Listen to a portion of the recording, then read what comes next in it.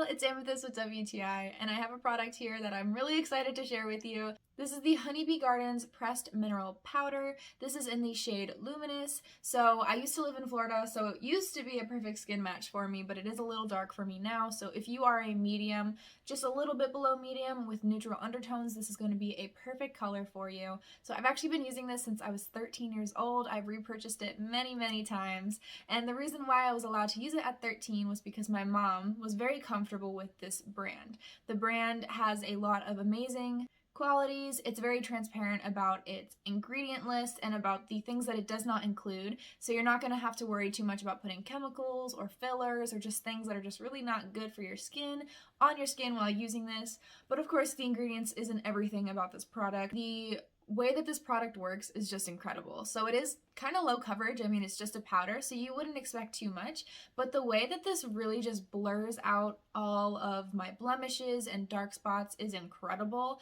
It also melts into my skin, so you cannot tell that I have powder on. What's really cool as well, last little point, is that it is low waste. So as you can tell, I'm holding this little square here, but you actually buy a compact that has this little magnet here and allows you to just set the square in here. It's not going anywhere.